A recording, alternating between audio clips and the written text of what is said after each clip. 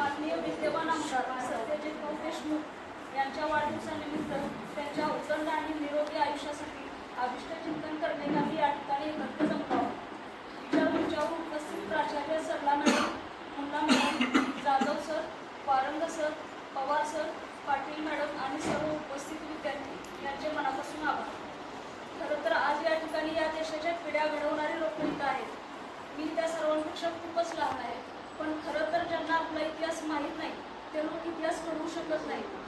या राज्याचा खरा इतिहास आहे तरी काय?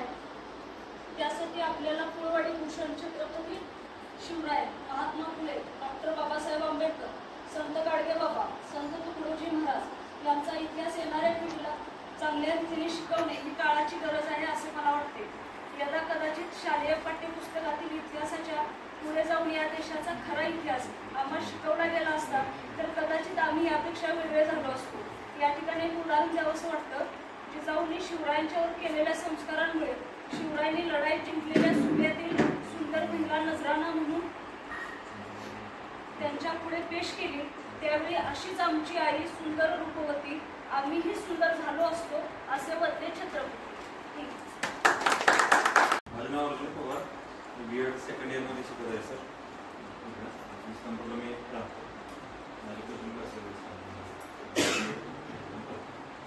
या ठिकाणी आमच्या रोहनच्या वाढदिवसानिमित्त मॅडमने असिस्ट करतो. लगेच आपल्या ग्रुपच्या सगळ्यांना आम्ही कळवलं. त्या पद्धतीने हे ॲक्च्युली माहीत नव्हतं. या निमित्तानं आम्हाला माहिती नव्हतं. मला त्यातलं नाही का निर्ल्याचं त्याची कल्पना होती. मग मॅडम याच्यात एक नक्की भेटलं म्हणजे ही भेटलं आहे. तुमच्या गावचे लोक तिघे आहेत आमच्या B.Ed त्यांनी पण आम्हाला कळवले. श्रीजात आहेत त्यांनी पण आम्हाला कळवले असं असं आहे आम्ही माहिती घेतली. मग त्यानिमित्तानं मग तुमची चर्चा झाली. मॅडम सांगितली ज्या वस्तू गरजेच्या आहेत लागणार आहेत त्याच्यामध्ये आता तांदूळ आम्ही एक्स्ट्रा ॲड केलेला आहे तुम्ही सांगितल्यापैकी. आणि या ठिकाणी तुम्ही आम्हाला सर्वांची सेवा करायची संधी दिली. आमच्या पूर्ण कॉलेजच्या वतीने आम्ही आपला खूप खूप ऋणी आहे, आपल्याला सुद्धा आहे आणि आपल्याला धन्यवाद सुद्धा देतो. त्यामुळे या ठिकाणी या सर्व आमच्या आईवडिलांची सेवा करायची संधी दिली त्याबद्दल आम्ही कॉलेजच्या वतीने पुन्हा एकदा आपल्या आभार मानतो. खूप खूप धन्यवाद. आणि आता पुढचं काय पण स्वतःच्या आईवडिलाला सांभाळत नाही तर तुम्ही दुसऱ्याच्या आईवडिलाला सांभाळत आहे म्हणजे ही एवढी ग्रेट तुमची बाब आहे सर. म्हणजे तुमचं पाय धरायचं की नाही. बरं मी आतापर्यंत कुठल्याही माणसाच्या जास्तीत जास्त पाया पडायला जात नाही. जोपर्यंत माझ्या मनात तो माणूस येऊत नाही तोपर्यंत म्हणजे अशी पाय धरायची थोडीच माणसं असतात नाही का. तुमच्यासारखं काम करणारी लोक आणि आपले ज्योतिबा जसं म्हणायचे की बोलकी सुधारक आणि करते सुधारक, त्यातले बोलकी सुधारक भरपूर आहेत. असे नुसते असं झालं पाहिजे तसं झालं पाहिजे, समाज असा बदलला पाहिजे तसा बदलला पाहिजे. बरोबर करणारे समाज सुधारक हे कमीच असतात आणि तुमच्यासारखीच काहीतरी लोक असतात. खरंच खरंच खूप म्हणजे मनापासून मी जाताना तुमच्या पायापुढंच झालंय आणि याच्यापेक्षा जास्त म्हणजे एवढं तुमची ओळख पहिल्यापासूनच आहे.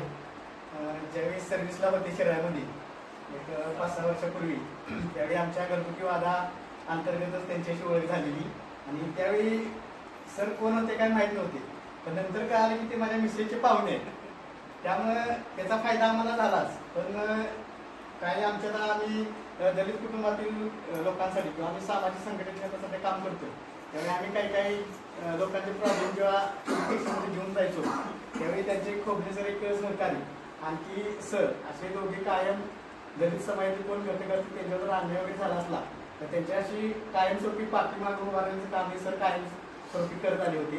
आणि त्यानंतर आता हे त्यांनी सेवालय उभं केलं ह्याची मला काही कल्पना नव्हती. तर मी सर्वप्रथम आमच्या कॉलेजच्या प्रिन्सिपल मॅडमला थँक्स म्हणेन की त्यांच्या माध्यमातून मला कळालं की सरांनीच हे घेतलेलं आहे. आणि जसं आता संग्रामने सांगितलं की स्वतःचे आई वडील आता जे जनरेशन जे आहे त्याची अवस्था अशी आहे की ते स्वतःच्या आई वडिलांनाच किंमत देत नाही आणि त्यांना सांभाळणं लांबच.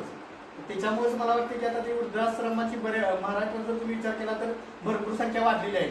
आणि बापूंनी सकाळ मगाशीच शब्द वापरला की आम्ही वृद्धाश्रम हा शब्द न वापरता सेवालय हे शब्द त्याला का वापरलं तर त्याचे उत्तर त्यांनी जे दिलं ते मला खूप आवडलं. कारण वृद्धाश्रम ही त्याने डायरेक्ट शिवाय असं त्यांनी उल्लेख केला. सेवालय म्हटलं म्हणजे बाकीच्यांचे आई वडील किंवा त्यांनी जसे म्हणले एखाद्या अपंग असेल किंवा एखाद्याच्या अंगावरती छत नाही, ज्यांना कुठलाही आधार नाही, त्या लोकांना ते इथं येऊन ऍडमिशन देऊन त्यांची ते एक प्रकारची सेवाच करतात। आणि अशा ठिकाणी येऊन आम्हाला पण थोडंसं त्यांच्याशी कनेक्ट व्हायचा संपर्क मिळाला किंवा एक संधी मिळाली, त्याबद्दल आमच्या कॉलेजच्या आणखी या सेवालयाचा तुम्ही आभार मानतो। त्यामुळे आम्ही सगळ्यांच्या वतीने एक ग्वाही नक्कीच येईन की आम्ही चांगली पिढी देण्याचा, आमच्या परीने आम्ही मुलांना खूप चांगलं देण्याचा प्रयत्न करेन। आणि तुमचे खरंच आभार मानावे तितके कमी आहेत, कारण सगळ्यात महत्वाचं कार्य म्हणजे तुम्ही आता हे करताय आणि त्याला आम्ही भविष्यात आम्ही याला सर्वांच्याकडून पुन्हा फुलाची पाकळी आम्ही सपोर्ट करू। एवढे बोलून धन्यवाद। आणि कॉलेजचं फार धन्यवाद आहे, कारण आम्हाला सुद्धा हे माहीत नव्हते इकडे हे सेवालय आहे म्हणून। धन्यवाद। पहिल्यांदा मी क्षमस्व, कारण का माहितीये का आम्ही पेठेत राहून सुद्धा आम्हाला माहित नव्हतं की इथं, कारण एखाद्या कराड थ्रू कधी तर आलो तर ते साईडला आणि तेच एक माहिती आहे की इथं एक वृद्धाश्रम आहे, पण पेठेत इतकी चांगली सेवा सुरू आहे हे बघितल्यानंतर खरंच मनापासून म्हणजे मनात भरून आल्यासारखं झालं, कारण मला माझं भविष्य दिसलं कुठंतरी। सॉरी, तिला असं म्हणायचं असेल की तिला कोण सांभाळणं असेल तर तुम्ही तिला सांभाळून नका। शिक्षक आहे म्हणजे आता तुमची मुलं असं नाही याची एक चांगली ठरवण्याचा नक्कीच प्रयत्न करू। खूप छान वाटलं। तिला वाटतं की चांगली होऊन आहे।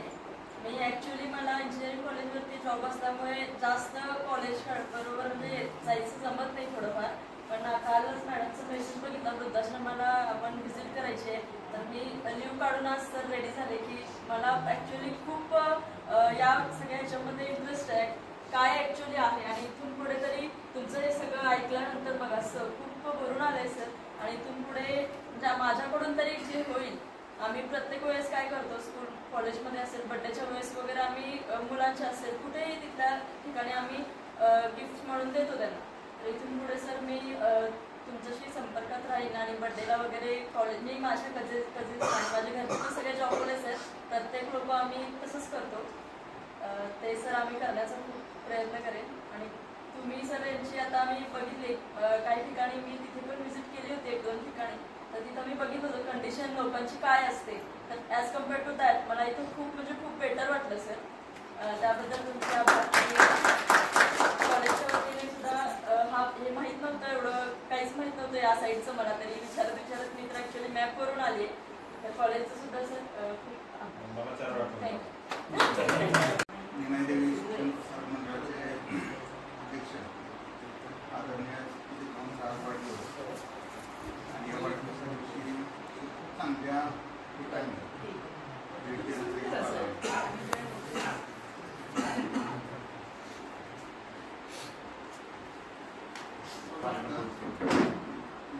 आणि आज प्रत्यक्ष बघण्याचा योग आला। खूप चांगल्या पद्धतीचं नाव या ठिकाणी सरांनी दिलं आहे, सांस्कृतिक म्हणजे सांज सोबती याचा अर्थ असा की संध्याकाळचा सोबती। माणसाला प्रत्येक माणसाला कोण ना कोण सोबती हवा असतो, सोबतीची गरज हवी असते, या ठिकाणी पूर्ण होते, खूप समाधान वाटते। शब्दांची जुळवाजुळव करता येत नाही, खूप भावनिक आहे मी आता सरांशी खूप आभार व्यक्त करताना। हे लोकांना बघितल्यानंतर त्यांचं जे राहणीमान त्यांच्या चेहऱ्यावरचं जे समाधान तर ते बघितल्यानंतर आधी समाधान वाटलं, कारण जे घरात वातावरण असतंय ते इथे त्यांना मिळालेलं आहे। तर मागाशी बोलणं झालंच माझ्या सरांबरोबर, खूप त्यांच्याकडून बरंच काही शिकण्यासारखं आहे, खूप काही घेण्यासारखं आहे। दुसऱ्यासाठी काहीतरी करणं ही भावनाच, ही जाणीवच खूप महत्वाची आहे। आता आपण सगळे आलेलो नाही, प्रत्येकानं ठरवलं पाहिजे की आपल्याला आपण एक समाजाचं देणं लागतोय, आपल्याला काहीतरी केलं पाहिजे, फुलाची पाकळी आपण त्यासाठी काहीतरी केलं पाहिजे असं प्रत्येकानं निश्चय केला पाहिजे। आज त्यांच्याकडे पाहिल्यानंतर आपल्याला खूप अशी प्रेरणा मिळालेली आहे, खूप काही शिकण्यासारखं आहे त्यांच्याकडून। पुस्तकात पण त्यांनी दाखवली, त्यांच्या आयुष्यावर त्यांच्या जीवनावर दुसऱ्यांनी लिहिलेली पुस्तक आहेत, म्हणजे असं बाहेर दाखवणं हे वेगळं आणि प्रत्यक्ष करणं वेगळं आहे. आणि आज ते आपल्याला त्यांच्याकडून ते शिकायला मिळालं. आमचा संपर्क तसा बऱ्यापैकी यात्रेच्या निमित्तानं दरवर्षी येत असतो. गेल्या 2 वर्षापासून मी बघत होतो कन्स्ट्रक्शन या भागात चालू होतं. आश्रम होते याची फक्त कल्पना होती, फक्त कुणाचं आहे किंवा काय आहे याची काय. पण असा प्रसंग कुठल्या आईवडिलांच्या वरती येऊ नये की अशा ठिकाणी आपल्या म्हणजे माता पित्यांना अशा ठिकाणी ज्यांनी लहानाचं मोठं मुलांना केलं आणि त्या आई वडिलांच्या वरती असा प्रसंग येऊ नये की दुसऱ्याकडे आपली मुलं सांभाळायला पाठवावी लागतील. सरांचा माझा परिचय नव्हता अगोदर, पण मला ज्यावेळेस सरांनी तुम्ही बघितलं मिठी मारली त्यावेळेला इस्लामपूर मंडळात कबड्डी खेळत असताना माझे वडील आणि सर एका अंतरुणात बऱ्यापैकी झोपलेले आठवतात. त्याच वेळेला वडिलांची ओळख सांगताना त्यांनी सांगितलं की काय म्हटलं सर तुम्ही सगळ्यात म्हणजे माझे वडील म्हटले तर पूर्णतः सगळ्या गोष्टींपासून आलेत सगळ्या ग्रुपमध्ये. तर सर बघितलं तर त्या व्यायाम मंडळामध्ये जे खेळणारे बऱ्यापैकी विद्यार्थी होते तर ते सगळे बऱ्यापैकी गुंडगिरी असेल किंवा राजकारण असेल या बाकीच्या क्षेत्रात होते. पण ठराविक माणसं त्या ग्रुपमध्ये ताकद अशी आहे की आता सरांनी फोन केला तर कोणी काही करू शकतं. म्हणजे तो ग्रुपमध्ये ठराविक असा होता. पण त्यातच फार कमी माणसं, एका बाजूला मी नाव घेत नाही काही लोकांचं, त्यांनी केलेलं कार्य आणि सरांनी केलेलं कार्य हे म्हणजे अगदी 2 भिन्न लोक आहेत. आणि ह्या ग्रुपची माणसं अशा पद्धतीने काम करतील अशी मला कल्पनाही नव्हती. त्यामुळं मी म्हणजे वडिलांचे मित्र काय आणि वडील काय साधारणतः बघायचं झालं तर त्यांचे विचार असतील किंवा वडिलांचे विचार असतील या माध्यमातून मी सरांच्या अगदी जवळ कनेक्ट झालो. फक्त अशी वेळ कोणाला येऊ नये.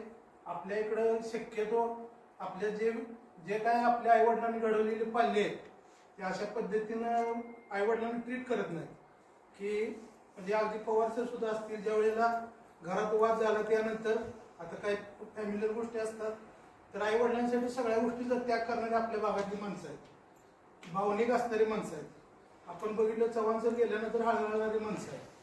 पण अशा ठिकाणी ह्या गोष्टी शक्यतो घडत नाहीत.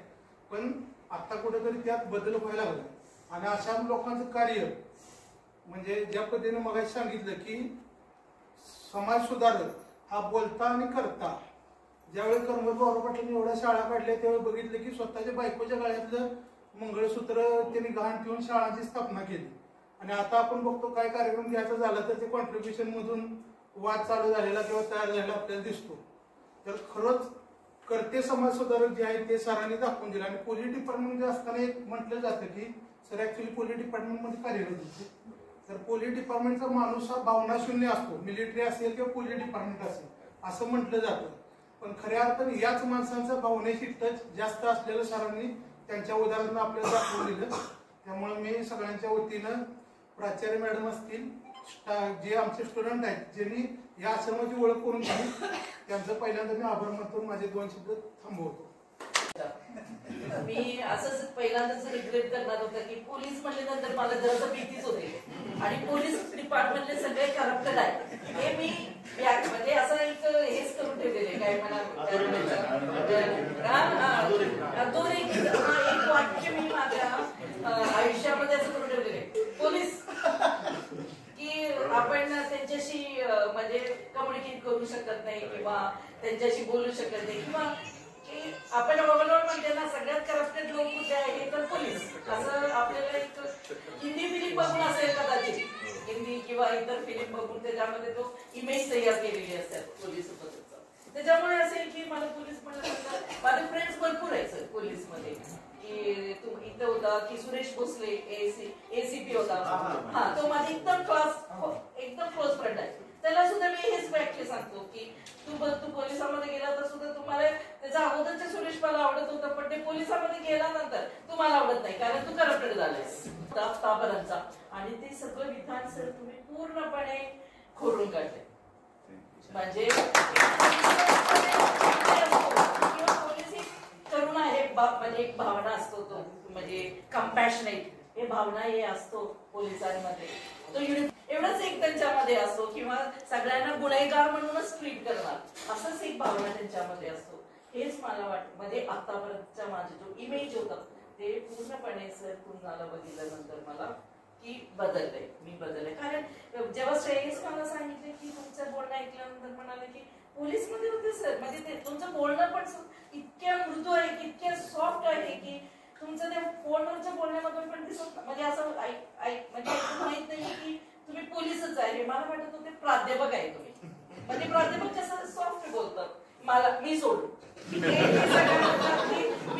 मी पोलीस आहे आणि बाकीचे सगळे प्राध्यापक असू शकतात, कारण त्यांच्या आहे ना की मी पोलीस आहे, कारण त्यांना मी मारून ऐकवतो.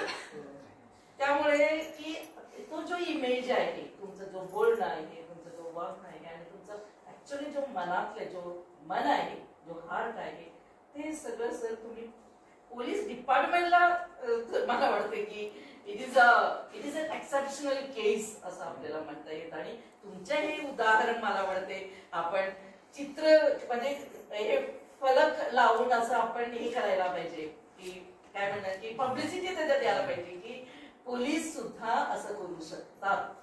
सर हे ते पवार सर म्हणजे आमचं जर्नलिस्ट आहे, पत्रकार आहे. आता सर तुम्ही ह्या ड्युटी घ्या, पोलिसांच्या असं इमेज असतात हे सर तुम्ही जरा लोकांमध्ये म्हणजे इतर पब्लिक मध्ये जरा आणा की, आणि तो इमेज आपण जरा बदलू शकतात. आणि इतर पोलीस सुद्धा की हा त्यांच्या ग्रुपमध्ये येऊ शकतात आणि ते सुद्धा कंपॅशनेट काम करू शकतात. नुसतं की लाठीच नाहीये की त्यांना सुद्धा की म्हणजे किती मदत करू शकतात दुसऱ्यांना की हे त्यांच्याकडनं आपण दुसऱ्यांपर्यंत पोहोचू, म्हणजे सोसायटीला हे शिकू शकतात असं मला वाटते. ते ड्युटी मी सरांना देते. सर पत्रकारितेमध्ये आहे, सरांचं स्वतःचं जर्नल आहे, सर ते काढतात दर महिन्याला. सर तुम्ही ह्या माध्यमातून प्लीज ह्या गोष्टीचं ते पुढे घ्यावे असा माझा एक विचार आहे. दुसरं म्हणजे की ते आपण माझ्यासाठी मी पण रिटायर्ड आहे, माझ्यासाठी सगळ्यांना वाटते की रिटायरमेंट झाल्यानंतर आम्हाला पेन्शन मिळत असेल, मी ते छानपैकी ट्रिपला जावे का, इतके वर्ष मुलांसाठी केला, आईवडिलांसाठी केला, सगळ्यांना सांभाळलं की नंतर वाटते की मस्तपैकी ट्रिप करावे, कुठेतरी लॉंग ट्रिपला युरोप बघावे की US बघावे असं मला पण स्वतःला पण मी म्हणते मी आहे त्याच्यामध्ये. ओके, मी दुसऱ्यांचं म्हणत नाही, स्वतःच म्हणते की मला पण येस असंच वाटते की का आपण दुसऱ्यांसाठी आता करावे. भरपूर केलंय, मुलांना सांभाळलंय, त्यांचं लाईफ हे झालं, आई वडिलांना सांभाळलं, सगळं झालं. मग उरलेला जो पैसा आहे मी माझ्यासाठी स्वतःसाठी खर्च करू, मला जो आनंद मिळतो त्याच्यामध्ये, म्हणजे मस्तपैकी टूर करावे, फ्रेंड्स बरोबर टूर करावे, हे सगळं माझे विचार असतात. पण सर स्वतःचं पेन्शन हे सर मगाशी म्हणले की कुठलं 29,000 रुपये त्यांना जो पेन्शन म्हणून मिळतात ते ह्याच लोकांसाठी खर्च करतात. बघा त्यांचे विचार किती मोठा आहे. मला वाटतं की आंबेडकर, फुले वगैरे त्यांचे विचारच नाहीये, त्यांच्यापेक्षा महान आहे. आंबेडकर झाले कारण त्यांना कोणतरी सपोर्ट केले, महाराष्ट्र गायकवाड सपोर्ट केले म्हणून तिथे गेले, स्वतःचे नाही पण यांनी स्वतः मिळालेले पैसे जो त्यांच्या हक्काचे जो पैसे ते ह्या लोकांना. आणि हे लोक कोण आहे, त्यांचं कोण आहे का, त्यांच्या नात्यातलं आहे का, त्यांच्या आई वडील आहे का, नाहीये.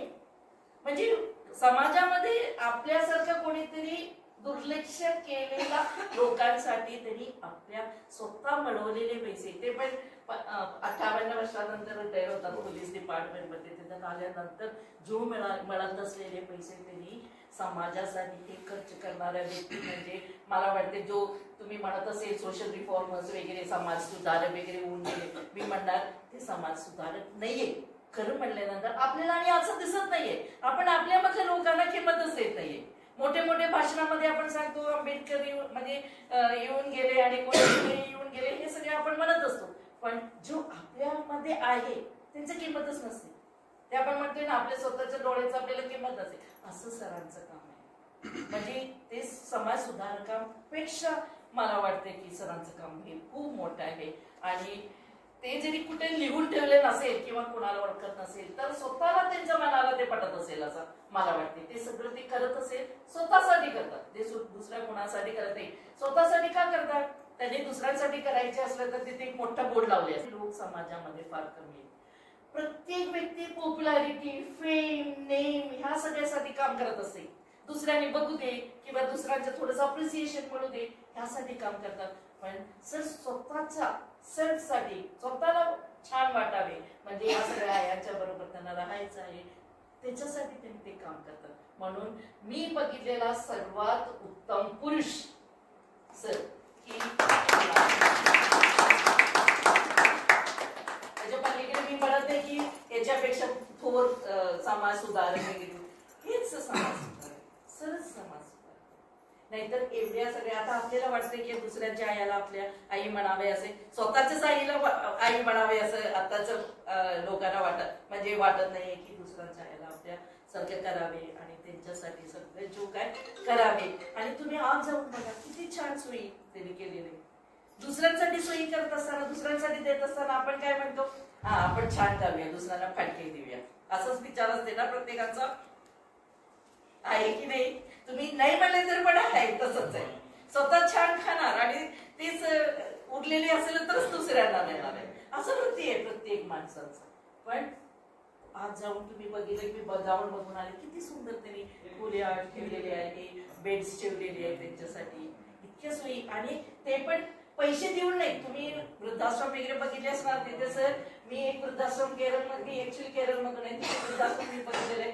तिथे 50,000 रुपये पण दिली आणि सगळे 5 स्टार सॉफिस्टिकेटेड सगळे आहे तिथे. आणि त्याच्यासाठी आपल्याला भरायचे असलं तर 50 लाख रुपये तिथे पहिल्यांदा डिपॉझिट करायचं आणि मग 50,000 रुपये दररोज दर महिन्याला द्यायचं. मग ते सगळं सोयी त्यांच्या व्यवस्थित होते. असं आहे, आश्रम आहे, मी बघून आले केरळमध्ये. पण हे तसं नाही, सर पूर्णपणे हे म्हणजे जो समाजामध्ये जो दुर्लक्ष झालेले लोक आहेत त्यांनाच ते झालेले आणि त्यांच्याकडे ते काहीतरी मिळतात म्हणून बघत नाहीये. त्यांच्याकडे काहीतरी त्यांना स्वार्थ ह्याच्याबद्दल ते बघत नाही, काय मला काहीतरी फायदा होतो म्हणून त्यांच्याकडे बघत नाही. पूर्ण निस्वार्थी स्वरूपामध्ये ते त्यांच्याकडे बघतात आणि त्यांच्या सेवा करतात. म्हणजे असे लोक जरी मी म्हणत नाहीये तुम्ही व्हावा, मी पण होऊ शकता त्याच्यामध्ये, म्हणजे तेवढ्या माझी कॅपॅसिटी नाहीये, मी कबूल करते सर ते की I am not able to do that. म्हणजे हे माझं कमतरता आहे सर की तुमच्यासारखे मी होऊ शकत नाही, की मला वाटते की मी व्हावे त्यांच्यासारखे, पण आपल्यापैकी होऊ शकत नाहीये की आपण या लेवलमध्ये पोचत नाहीये, हे दुर्भाग्य आहे. पण की कोणी पोचेल त्यांच्या लेवलमध्ये, की मला वाटतं की समाज बदलण्यासाठी की जास्त वेळ लागणार नाही आणि असे आहे की म्हणजे इथे येऊन म्हणजे लागणार नाही. एवढ्या माझा 2 शब्द मी बोलून संपतो. प्रत्येकाने आपापल्या बोलण्यातून प्रत्येकाने 4 शब्द सांगितले त्या लोकांना संपतो त्या विषयात नाही. तुम्ही जे कार्य उभं केलेलं आहे ते असं इन्स्पिरेशनच आहे आणि साष्टांग दंडवत आहे त्यासाठी. ज्यावेळेस आम्हाला पहिल्यांदा कळलं की असं जायचं आहे त्यावेळेस म्हटलं चला ठीक आहे, काय जे काय ठरते त्या पद्धतीने जाऊया. मॅडमने प्रवास पण केला, श्रेयसचा प्रवास पण आला, त्या पद्धतीनं वर्किंग केलं आणि त्या ठिकाणी गोष्टी इथं आल्यानंतर म्हणजे आतापर्यंत सिच्युएशन कशी भेटली होती की साधं एखादी बिल्डिंग असेल, साधं असं नेटल्याच भेटत होतो आम्ही. मी आमच्या वाळवता कोचिंग क्लासेस प्रायव्हेट टीचर असोसिएशनमध्ये ऑर्गनायझर म्हणून आहे आणि सांगली जिल्ह्याची जी असोसिएशन आहे त्या सदस्य आहे. आमच्या टीमतर्फे असे सोशलचे जे काही वर्क असतात ते चालू असतात. वृक्षारोपण असेल किंवा असे विजिट असतील किंवा ते लहान मुलांचा आश्रम असते त्या ठिकाणी विजिट असते, वस्तू देणे असेल किंवा आणखी काही कार्यक्रम असतील. म्हणजे टीचिंग जी सेवा आहे त्या सेवेबरोबर ह्या ज्या सोशल वर्कच्या सेवा आहेत त्या सुद्धा ह्याच्यातून राबवल्या जातात. आणि मला कालच म्हणत होते की आज आमची पूर्ण सांगलीची टीम 2 दिवसाच्या ट्रिपवरती गेलेली आहे. काल माझ्या मागे लागली होती की आपण तुम्ही चला म्हणून, तुम्ही पाहिजे म्हणून. तर म्हटलं अशा एका ठिकाणी जायचं आणि एकदा थोडंसं सॉरी चुकीचं सांगितलं, अध्यक्षपद म्हणलं माझ्याकडेच आहे. मला तिथे यायचं होतं म्हणून मला सांगायला अध्यक्षपद म्हणून माझ्याकडेच आहे, मला तिथे जावं लागणार नाही, त्यामुळे सॉरी मी नाही येऊ शकत. तिथं आलो ते खूपच बरं झालं. कारण की आता ही सिस्टीम मी त्यांना सांगू शकतो आपण आपल्या माध्यमातून काय राबवू शकतो. त्यामुळे त्यांच्या सर्वांच्या वतीनं मी एक ऑर्गनायझर म्हणून आपलं उल्लेख करतो की काही ना काहीतरी पूर्ण परिस्थिती या पद्धतीनं आपल्याला 100% आमची मदत होईल. धन्यवाद.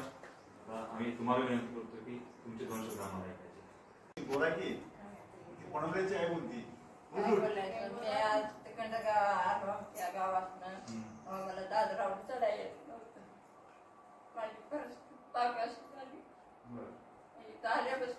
सांगितली एवढी परिस्थिती मला लोकांच्यात घर पडलं, लोकांच्या 2 महिने काढलं.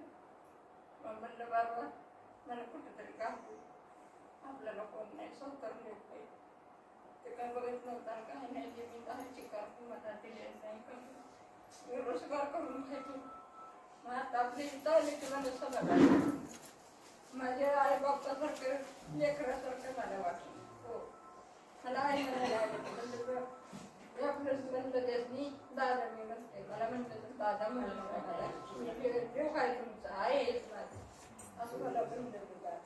मग माझ्या घरी काय कोण नाही, आई तर कोण माझ्यासाठी नाही वाटत. मग अशी मी पण आपली चांगली बाजू झाली, आल्यापासून मी चांगली झाली, मला समाधान वाटलं.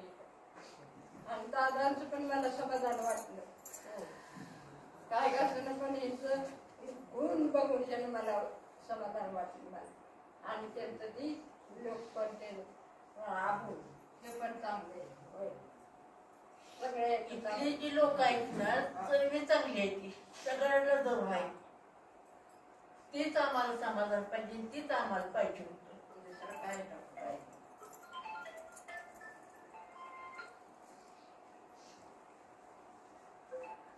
मी इथं हालत व्हायला मला इतकं हाल होतं माझं, मला उभारायला येत नव्हतं. अशा परिस्थितीत मी आले. आणि 2 पोरी, मी एवढा हाल होला असं ना, पोरीशी मोठ्या तेल बोलायचं काम नाही. त्यातली एक पोरगी माझी ह्या परिस्थितीच्या मानाने पोरगी माझ्या 5 महिने मरून गेली, 5-6 महिने होऊन गेला, चंद्रगडला वर्ष होईल. आणि एक पोरगी आहे तिच्याकडला गेलो तर तिच्या सासूने एवढं भांडण केलं माझ्या संग की मला एक चपाती खायची म्हणजे मला मुश्किल केलं. म्हणून मी म्हटलं बाई मी इथं राहत नाही, मला कुठं वाटत असेल तिकडे मी जातो. मी इथं कसं आलो माझ्या जीवाला माहिती. माझ्या ह्या आई वडिलांनी भावाने मला साथ दिली. 4 दिवसात मी 4-5 दिवस झाले घेऊन आलोय मी इथं, पण मला समाधान वाटतं.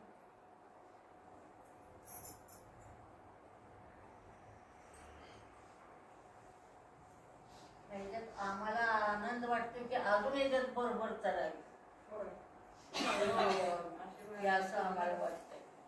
आणि आमचा आशीर्वाद त्याने आहे.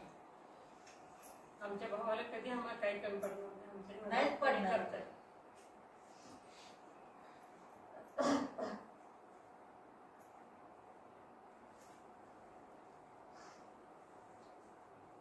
तुमच्या शब्दाने आम्ही सर्वांना विचार सुंदर होतो.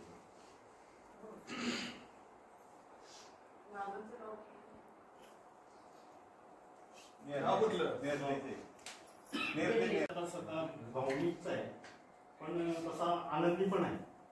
आनंदी यासाठी की ज्या निमित्तानं तुम्ही सर्वजण इथे आला ते सतुभाव म्हणूया आपण, कारण प्रेमाने आदराने त्यांना सतुभाव म्हणलं जातं. ज्या कुटुंबातून ते आले ते शिवाजीराव देशमुख साहेब यांना मी पहिलं अभिवादन करतो. आणि ज्या कार्यक्रमासाठी तुम्ही इथं उपस्थित आहात, मी इथं उपस्थित आहे, हा योगायोग आहे. इथं मी आल्यापासून सगळ्यांचं मी मनोगत ऐकली, सगळ्यांना मी अनुभवलं. कारण प्रत्येकाच्या अनुभवातून असं की हे इथं थोडं वेगळेपण आहे, म्हणजे हे दिसतंय तसं नाही. त्या सरांनी पण सांगितलं की मी येताना बघत होते की इथं इमारत आहे पण इथं काय आहे हे काय माहीत नाही.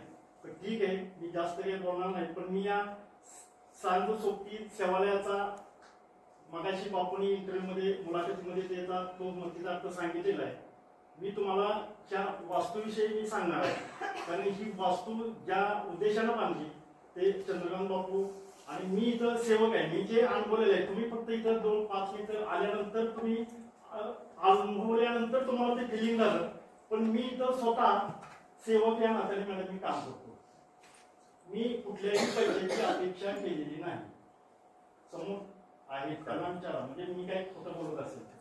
एक तो माझा लहानपणीचा मित्र आहे चंद्रकांत बापू, हे लहानपणीचे माझे मित्र आहेत. त्यांच्या जिद्दीनं त्यांच्या नशिबानं त्यांना समजा जॉब लागले असतील, माझ्या नशिबानं किंवा माझ्या कर्तृत्वानं ते मला शक्य झालं नाही. पण मी माझ्या भावानी माझ्या मित्राला जे काही सुख समाधान मिळालं त्यात मी सुख आणि समाधान मी मागतो. आणि एक आमच्या दोघांची पहिल्यापासून ओळख आणि एकत्र खेळल्यामुळं आमच्या दोघांना थोडं मी त्यांना जास्त अनुभवलेलं आहे. बापूंना पहिल्यापासून हे बापूंचं दुसरं काम, बापूंचं पहिलं काम मी तुम्हाला सांगतो. 2016 साली ज्यावेळेला आम्ही डॉक्टर बाबासाहेब आंबेडकरांची ज्यावेळी 125वी जयंती होती त्यावेळेला चंद्रकांत बापू आणि मी अशी चर्चा करत असताना म्हटले की 125वी जयंती आहे आणि त्या जयंतीनिमित्त बापू आपण जन्माला आलोय तर आपण समाजासाठी काहीतरी केलं पाहिजे. त्या उद्देशानं मग त्यांनी आमचं नियोजन झालं की नेमकं काय केलं पाहिजे. तर त्या बापूंनी आणि मी आणि सगळ्या समाजाने या गावात जेवढी त्या पिरियडमध्ये जे जिवंत असतील त्या सर्वांनी आम्ही श्रमदान करून लोकांच्याकडून वर्गणी गोळा करून लोकवर्गणी आणि श्रमदानातून 25 लाख रुपयाची मॅडम आम्ही इमारत बांधलेली आहे. जे जिथं बुद्धविहार आहे, जिथं वाचनालय आहे, जिथं मुलींच्यासाठी सेपरेट व्यवस्था आहे, मुलांच्यासाठी सेपरेट व्यवस्था आहे, ग्रंथालय आणि वाचनालय असं हे आमचं एकत्र आम्ही वास्तू बांधलेलं आहे. हे बापूंचं हे दुसरं काम आहे. पहिलं काम ते त्यात त्यांना अनुभव आल्यानंतर त्यांना कॉन्फिडन्स आल्यानंतर रिटायर व्हायच्या अगोदर बापूंनी 3 वर्ष ही इमारतीचं काम हाती घेतलं. तुम्ही जसं म्हटलं की रिटायर झाल्यानंतर युरोप टूर्स असते, आमचं असते, तमकं असते, त्यांनी तो थोडा त्याला कडाके देऊन आपण ही इमारत बांधली. आता मी थोडं सेवा केला तरी मी तुम्हाला इथं सांगतो. इथं सेवा करत असताना आपण सर्वांनी पाहिलं की आपण आई वडिलांना किती त्या आई वडिलांनी आपल्याला अंगावर खांद्यावरती घेतलेलं असतं. त्यांच्या ते अंगा खांद्यावरती आपण त्यांच्या सगळं काही केलेलं असतं, सगळं केलेलं असतं. त्यांनी ते प्रेमानं बाजूला केलेलं असते आणि बाजूला करत असताना त्यांना त्याचं काय वाटत नाही कारण माझं बाळ आहे. त्यांना एवढी आपुलकी असते कारण त्या नाळेतूनच आपण आलेलो असतो. पण ज्या नाळेतून आपण आलेलो असतो त्यांना जे आपण माता म्हणतो त्या मातेनं आपल्याला लहानपणी कितीही घाण आपण केली, किती हट्ट केला तर आपण ते हट्ट पुरवला होता, किती सू केलं तर तिनं ती प्रेमाने आणि आनंदाने केलं. आपली सेवा केली, आपल्याला लहानाचं मोठं केलं, आपल्या आई वडिलांनी दोघांनी लहानाचं मोठं केलं. पण ज्यावेळेला आपण 4 पैसे कमवायला लागतो त्यावेळेला मात्र प्रॉब्लेम होतो. त्यावेळेला हे मात्र ही जी दिसतात ते मात्र खटकायला लागतात कारण जनरेशन गॅप मध्ये फरक पडतो. कोणीतरी मुलगी येते घरात किंवा कोणतरी मुलगा असतो कमी शिकलेला जास्त शिकलेला. मी तुम्ही सगळे अध्यापन मी म्हणजे माझी बुद्धी नाही की तुम्हाला मी समजून सांगायची मॅडम, पण तरी पण मला जे माझ्या आयुष्यातला मी जो अनुभव घेतला तो मी इथं कथन करतोय. कारण ही परिस्थितीच असं अशी आहे कारण छत्रपती शिवाजी महाराजांनी त्यावेळेस त्यांच्या त्या परीने तिथं सामाजिक काम केलं. त्यांना ती गरज होती त्यामुळे ते काम केलं. महात्मा फुलेने शिक्षणाची ती धुरा अंगा खांद्यावरती घेतली कारण ती परिस्थिती त्यावेळेला तशी होती. आज जे ह्या महिला ज्या दिसतात त्या सावित्रीबाई फुलेंची ही देण आहे. तर सावित्रीबाई फुले जर पुढे शिक्षणासाठी आल्या नसत्या तर कदाचित ही पिढी ह्या महिला इथं आपल्याला दिसल्याच नसत्या. कदाचित आपल्या पंतप्रधान सुद्धा महिला झाल्या नसत्या. म्हणजे खरे हे उपकाराचे सावित्रीबाई फुलेंचे. बाबासाहेब आंबेडकरांनी सुद्धा साहेबांनी सांगितलं की स्वतःची मुलं 4 मुलं पैशा विना ती वाढली त्यांची मुलं, पण त्यांनी त्याकडे दुर्लक्ष केलं कारण माझ्या पाठीमागून येणाऱ्या माझ्या मुलांना मला काहीतरी ठोस करता आलं पाहिजे. त्यासाठी त्यांनी संविधानाचा कायद्याचा सगळ्या जगाच्या पाठीवर सगळ्या कायद्यांचा अभ्यास केला आणि त्यांनी भारताचे संविधान दिले. म्हणूनच आपण हे ट्रॅकवरती आपण चालतोय. जर संविधानाचा जर आपण विचार केला नाही, जर त्या विचाराने जर आपण चाललो नाही तर कदाचित देश परत पारतंत्र्याकडे होईल. तो विषय राहायला बाजूला. आता मी आपल्या सगळ्यांसाठी बोलतो कारण आपण ह्या जे मुलं जे आहेत ते तुम्ही इथून पुढे जे आता तुम्ही पाहिले की इथून पुढे तुम्ही शिक्षण देताना शिक्षक असतील विद्यार्थी असतील सगळ्यांसाठी सांगतो. तुम्ही ज्यावेळेला आपण एखादा विषय असेल टॉपिक असेल शिकवताना जसं आपण अध्ययन करतो तसं संशोधन सुद्धा केलं पाहिजे. मला वाटतं मी सांगतो कारण तसं संशोधन सुद्धा केलं पाहिजे. कदाचित संशोधनामुळे आपल्या पण बुद्धीला थोडा विकास होईल आणि आपल्याला समोरच्या विद्यार्थ्याला किंवा त्या तो विषय आपल्याला चांगल्या प्रकारे हाताळता येईल. कारण परिस्थिती तशीच आहे. आपल्याला जुनं शिकवलं कारण डॉक्टर बाबासाहेब आंबेडकर दलितांची माळ्यांना टाकलं, महात्मा फुलेंना माळ्याकडे टाकलं म्हणजे अशी वेगवेगळ्या पद्धतीत शिकवलं. तर ते अभ्यास आपण संशोधन केलं तर ते मुलांना भविष्यात आपण भारताची पिढी घडवणार आहोत. त्या भारताच्या पिढीला अज्ञानामध्ये न जाता त्यांना काहीतरी ज्ञान देण्याचा आपण जर तुम्ही सर्वांनी जर प्रयत्न केला तर कदाचित तुमच्या हातून या बापूंच्या सारखे विद्यार्थी घडतील आणि कदाचित भविष्यामध्ये वृद्धापकाळाची गरज म्हणजे वृद्धापकाळासाठी ह्या अशा सहाऱ्यासाठी सेवा द्यायची अशी गरज वाटणार नाही. कारण ते तुम्ही सगळेजण काम करशील अशी मी अपेक्षा ठेवतो आणि मी माझे लांबले 2 शब्द एक तुकाराम महाराजांचा अभंग आपण ऐकलेला आहे की जे का रंजले गाजले त्याची म्हणे जो आपण एकोणीस साधू म्हणजे जे दुःखी कष्टी लोक आहेत ज्यांना आधाराची गरज आहे अशा लोकांच्या बद्दल सहानुभूती दाखवून जो त्यांना आपलंसं करण्याचा प्रयत्न करतो अशा लोकांना आपण साधू मानतो. मानावं. आता साधू संत आपण बघतो की साधू संत कुठल्या पद्धतीचे आहेत आपण आता पेपरमध्ये वाचलो, ही गोष्ट वेगळी. पण जी प्रत्यक्षात उतरवून अशा लोकांसाठी काम करतात त्या लोकांना आपण खऱ्या अर्थानं साधू आणि संत म्हटलं पाहिजे. तर अशा पद्धतीचं काम आमच्या बापूंचं आहे. त्याबद्दल दुमत म्हणायचा कुणाचा विषय नाहीच आहे. परंतु आज मी या ठिकाणी सांगतो त्यांचे म्हणून की हे काम करत असताना आम्हाला सुद्धा ते अवघड वाटायचं की कसं होणार आहे काय. म्हणजे याच्यामध्ये बापूंची लहानपणापासून जो स्वभाव जर बघितला तर त्यांचा मदत करण्याचा स्वभाव पहिल्यापासूनच आहे. ते तसे मला गेलं तर ऑलराऊंडर होते. ते खेळामध्ये मग क्रिकेट असो, व्हॉलीबॉल असो, कबड्डी असो, सगळ्या खेळामध्ये त्यांचं प्रावीण्य होतं. अभ्यासात शाळेमध्ये पण तसेच होते. आणि सेवाभावी वृत्ती ही त्यांची पहिल्यापासून लहानपणापासून आमच्या नानी ज्या होत्या त्यांची आई होती त्या नानींचा स्वभाव सेवाभावी. म्हणजे कुठेही समाजामध्ये किंवा कुठल्याही घरामध्ये काही अडचण असेल किंवा काही दुःखद घटना घडो किंवा काही अडचणीचा प्रसंग येऊ त्या ठिकाणी आमच्या नानी पहिल्यांदा जात असत आणि त्यांना आधार देण्याचं काम त्या करायच्या. काही त्यांच्याकडे जे त्यावेळेला परिस्थिती पण नसायची पण जी काय असेल पैसे त्यांच्याकडे काही हे जा आणि एखाद्या दवाखान्यात कुणाला नेलं असेल तर तिथे जाऊन त्या 2 पैसे देणार त्यांच्या जवळचे काय ठेवलेले असतील ते साठवून आणि हे जेव्हा दवाखान्यात त्यांना पहिलं आणि काय करा उपचार असं म्हणण्याची त्यांच्यापासूनची ती परंपरा बापूंनी राबवलेली आहे आज.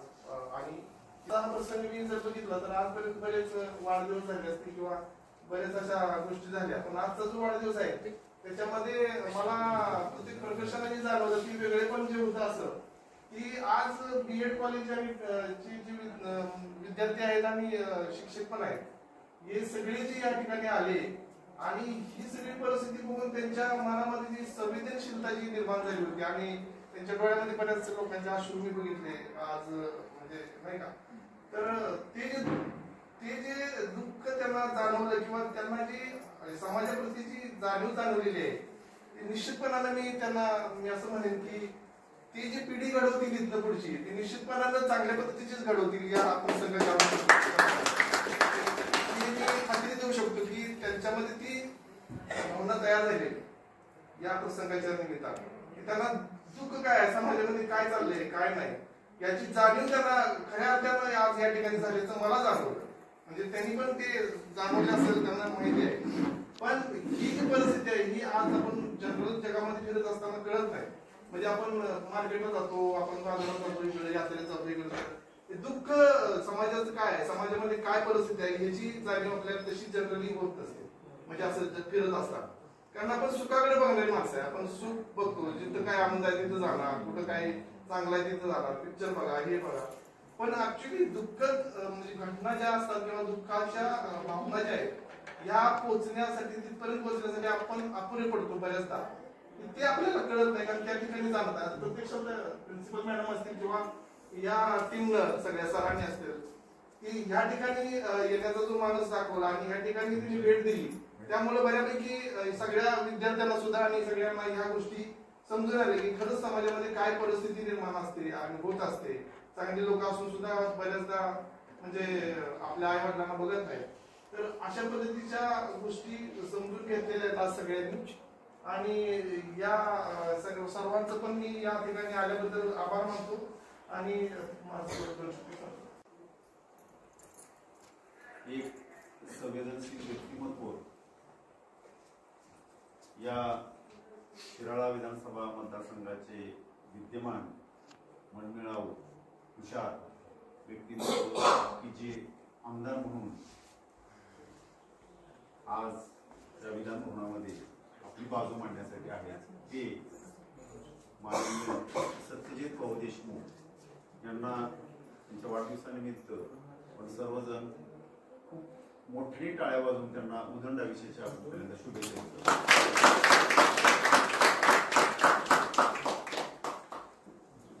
त्याचबरोबर BEd कॉलेज शिराळा या ठिकाणच्या प्राचार्या माननीय Menon madam, Jadhav sir, Pawar sir, सर्वांची नावं मला ठाऊक नसल्यामुळं कुठे घेत नाही, दिलगिरी व्यक्त करतो. सर्व स्टाफ, शिक्षक स्टाफ आणि विद्यार्थी मित्रांनो, आज मला असं वाटतं की आता आपण एकटी नाही आहोत, खूप लोक माझ्यासोबत आहे आणि हा प्रवास आता इथून पुढचा खूप सुखकारक होणार आहे अशा भावना या ठिकाणी निर्माण झालेल्या आहेत. मी आपल्या सर्वांना खूप धन्यवाद देऊ इच्छितो की वाट खरं तर चूज केली. मी ज्या वेळेला चूज केली म्हणण्यापेक्षा माझा स्वभाव असा आहे, तुमच्या तात्याने सांगितलं की मी जिद्दी आहे. मला अंतर्मनाने एक वेळ सांगितलं की तुला हे करायचंय, तर मी कुणाचंच ऐकत नाही. या कामी मी सुरुवात करण्यापूर्वी सुद्धा मला कुटुंबातून थोडंसं प्रश्नचिन्ह उभे केले गेले होते. माझ्या जवळच्या मित्रांनी, माझ्या भावानी, माझ्या वहिनी वगैरे काय बोलतोय तुम्ही, कसं शक्य आहे वगैरे वगैरे प्रश्नचिन्ह निर्माण केले होते. म्हणून बघू काय करायचं आपण, ते मी ठरवेन. हेच का केलं पाहिजे. आश्रम म्हटलं की बरेच लोक कानाडोळा करतात किंवा नाक मोडतात. अरे आश्रम कशासाठी. आश्रमाची निर्मिती ही गरज मला अभ्यासांती आढळली मॅडम. आजपर्यंत जितके समाज सुधारक होऊन गेले, अगदी शिवरायांपासून ज्योतिबा फुले, गाडगेबाबा, बाबासाहेब आंबेडकर, यांना त्यांच्या काळामध्ये जे जे प्रश्न होते ते प्रश्न त्यांनी अभ्यासले आणि त्या प्रश्नांवरती काम केले. फॉर एक्झाम्पल, शिवरायांच्या समोर स्वराज्याची गरज होती. त्यांनी जिजाऊकडून तिने ऐकलं होतं, त्यांना स्वतःला पटलं होतं आणि मग त्यांनी स्वराज्य संकल्पनेचा वेळा उचलला, स्वराज्याची संकल्पना सत्यात उतरवली एटसेट्रा. ज्योतिबा फुले, सावित्रीबाई फुलेंना असं वाटलं की शिक्षणाची गंगा जोपर्यंत बहुजनांच्या दारापर्यंत जात नाही तोपर्यंत या राष्ट्राचा खरा विकास होणार नाही आणि संपूर्ण आयुष्य.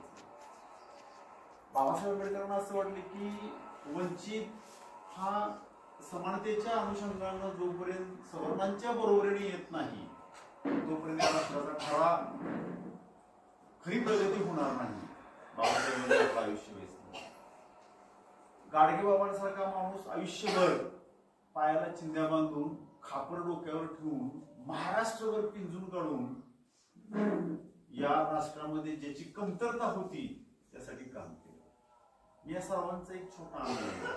मी या सर्वांची चरित्र वाचले आणि मग समाजामध्ये वावरत असताना, माझ्या पोलीस खात्यातील नोकरीमध्ये सेवेत असताना मला अनेक प्रसंग असे घडलेत की ज्या लोकांच्या खांद्यावरती या देशाची धुरा, या देशाचा बोजा होता आणि तो त्यांनी यशस्वीरित्या म्हातारपणापर्यंत वाहिलाय, ते खांदे झुकून अगदी नको त्या परिस्थितीत माती जाण्याच्या परिस्थितीत आहेत. आणि मला असं वाटलं की मग माझ्या समोरचं काम हे की त्या खांद्यानं उभारी देऊन त्यांचा अनुभव, येणाऱ्या युवा पिढीची ताकद ह्याचा मेळ घालून आपण एक संकुल निर्माण करूया की जी सांस्कृतिक सेवालयाची इमारत आहे. मी त्याला दुसरं नाव दिले माँ बाप का मंदिर. मला दिग्गजांनी विचारलं की अरे हे कसं काय, माँ बाप का मंदिर, आई वडिलांचं मंदिर आपल्या आहे का, आपल्या संस्कृतीत बसतं का ते, हिंदू धर्मामध्ये आहे का ते. मी त्यांना नम्रपणे सांगितलं 33 कोटी देव आणि 56 कोटी मंदिर, ज्या मंदिरांमध्ये धातूचे दगडांचे देव असतात, त्यांना गरज नसताना त्या ठिकाणी ते तूप, दूध, दही ओतलं जातं आणि ज्यांना खरी गरज आहे ते दूध दह्याची त्यांना अवघडलं जातं. मला वाटतं मी पहिलं मंदिर या देशातलं असावं की ते आईवडिलांचं मंदिर आहे, जे माझ्या आईवडिलांचं मंदिर का असू नये, आम्ही देवासारखं त्यांना का पूजू नये, पूजलं पाहिजे. ती काळाची गरज वाटते मला, म्हणून मी ती सुरुवात केली. खरं काय, चूक काय, बरोबर काय मला माहित नाही. आपण सर्वजण आपल्यासह जेवढे सजीव आहेत ते जन्माला आलेत म्हणजे एक दिवस संपणार. जाण्यापूर्वी आपल्या अंत्यविधीला हजर असलेल्या 100-200 लोकांपैकी एक जण म्हटला की कोण गेला, तर अमका तमका. अरे त्याची गरज होती समाजाला, गावाला आवश्यकता होती, तर आपण असं समजायचं आपण मेलेलो नाही, आपलं प्रेत फक्त अंत्यविधीसाठी घेऊन चालले, आपण आपल्या कामानं आणि विचारानं जिवंत आहोत. पण तेच जर 100-200 लोकांपैकी कुणी म्हटलं तर कोण गेलं तर चंद्रकांत बापू गेला, बरं झालं समाजाची घाण गेली, गावाचा बोजा कमी झाला. त्या दिवशी आपण हे समजायचं की आपण फार पूर्वी मेलो होतो, फक्त आज आपलं प्रेत अंत्यविधीसाठी घेऊन चाललो. ऍक्च्युली या ठिकाणी सगळे स्टुडंट आहेत, त्यांना शिकवणारे शिक्षकगण आहेत. दुर्दैव असं की माझ्या देशामध्ये शिक्षकांना तेवढा मान सन्मान किंमत नाही की जो परदेशामध्ये. एक व्हॉट्सअपला मी वाचलेली गोष्ट सांगतो, कदाचित आपण सर्वांना माहीत असेल. एक भारतातले एक शिक्षक परदेशामध्ये गेले होते, त्यांच्याकडून सिग्नल तोडण्याचा एक गुन्हा घडला होता आणि त्यांना कोर्टामध्ये हजर केलं होतं. कोर्ट त्यांना विचारते की who is you, I am a teacher असं म्हटल्या स्वतः कोर्ट आणि कोर्टातले सर्व लोक उभे राहिले होते. ती किंमत परदेशामध्ये आहे. ती किंमत ज्या दिवशी माझ्या देशामध्ये शिक्षकांना मिळेल त्या दिवशी माझा देश खऱ्या अर्थानं प्रगतीपथावर जाईल असं मला वाटतं. परत एक मी नमूद करतो की आपण सर्वजण आलात, मला ताकद दिली. मला आता एकटा आहे असं वाटत नाही. सर्वांच्या साथीनं या पुढच्या काळातला माझा जो काही उर्वरित आयुष्याचा भाग असेल तो सुखकारक होईल अशी आशा वाटू लागली. आपण सर्वजण या ठिकाणी आलात, आपला वेळातला बहुमूल्य वेळ आम्हाला दिलात, त्याबद्दल धन्यवाद, थँक्यू. असेच येत जा. आणि आमच्या उद्योगधंद्यासाठी मगाशी मी रिक्वेस्ट केली तशी आणखी एकदा रिक्वेस्ट करतोय. लघुउद्योग, गृहउद्योग ही माझी वडाताण होती. माझ्या पेन्शनमधून ते भागना झाले, तर आम्ही त्यासाठी एक उद्योगाची कुलकृती काढली आहे. तर शेवया इथे निर्माण होणार आहेत. त्या शेवया तुम्ही तुमच्या घराकडे न्याव्यात. तुम्हाला 25 रुपये 20 रुपयाला असेल तर मी 10 रुपये 15 रुपयाला करून घरपोच देईन. त्या तुम्हाला 10-20 रुपये जे मिळतील माझ्या मायनवाल्यांसाठी दिनचर्या पूर्ण करण्यासाठी उपयोग येतील आशा व्यक्त करतो आणि थांबतो. नमस्कार. माझा आज आपण माननीय श्री सत्यजित भाऊ देशमुख आपल्या शिराळा मतदारसंघाचे विद्यमान आमदार यांच्या वाढदिवसानिमित्त आपलं BEd कॉलेज यांच्या वतीनं आपण जो काय आज आपल्या सांस्कृतिक सेवालयामध्ये जो वाढदिवस साजरा करण्यात आलेला आहे, हा इथं बरेच कार्यक्रम मॅडम होऊन गेलेले आहेत आतापर्यंत. आणि त्यापैकी हा एक पहिलाच कार्यक्रम असा आहे की जे सगळे एक आणि एक व्यक्ती वैचारिक मला म्हणजे जाणवलेले आहेत. नाहीतर लोक येतात म्हणजे आपल्याला जाणवतं आलेत देखाव्यासाठी आलेत, कशासाठी आलेत, भावनिकतेच जाणवला. तर आणि मला हे बघून खरंच आज बरं वाटलेलं आहे आणि मी तुमच्या सगळ्यांचे आभार मानतो.